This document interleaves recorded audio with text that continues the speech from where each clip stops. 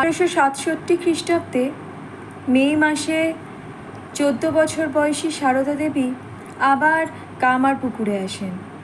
শ্রীরামকৃষ্ণদেব তখন দক্ষিণেশ্বর থেকে কামারপুকুরে এসেছিলেন। তাই আনন্দের হাট পূর্ণ করার জন্য আত্মীয় স্বজনেরা সারদা দেবীকে কামারপুকুরে আনলেন। সারদা দেবী এর আগে দুবার শ্রীরামকৃষ্ণদেবকে দেখেছিলেন, কিন্তু স্বামী বলতে যে কী বোঝায় তা বোঝার মতন সেই বয়স তখন তার ছিল না। তবে এখন তা বোঝার মতন তার বয়স হয়েছে।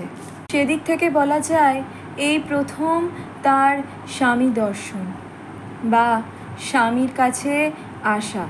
একটু সন্দেহ নিয়েই তিনি এসেছিলেন, কারণ তিনি শুনেছিলেন স্বামী সন্ন্যাসী হয়েছে। রামকৃষ্ণদেব তাকে কাছ থেকে সেবা করতে দেবেন তো। এসে কিন্তু দেখলেন শ্রীরামকৃষ্ণদেব পরম স্নেহে তাকে সাদরে আমন্ত্রণ করলেন। বুক ভরে গেল। দুজনেই অবশ্য চিরকুমার ও চিরকুমারীর মতন পবিত্র জীবনযাপন করেছেন। শুধু এ সময় নয়, আজীবন। কিন্তু দুজনের মধ্যে ভালোবাসার কোনো সীমা ছিল না। এই সময় শ্রীরামকৃষ্ণদেব সারদা দেবীকে অনেক শিক্ষা দিয়েছেন। কিভাবে ভগবানকে লাভ করতে হয় তাও শিখিয়েছেন।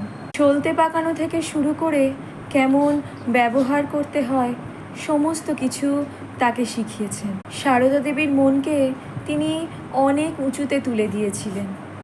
এই সময়কার কথায় সারদা দেবী পরে বলেছিলেন, ওই সময় থেকেই মনে হতো হৃদয়ে পূর্ণ ঘট বসে রয়েছে।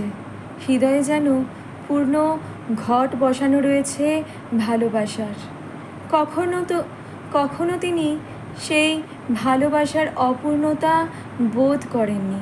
সেই ধীর স্থির আনন্দে মন কতখানি ভরে থাকতো তা বলে বোঝানোর নয়।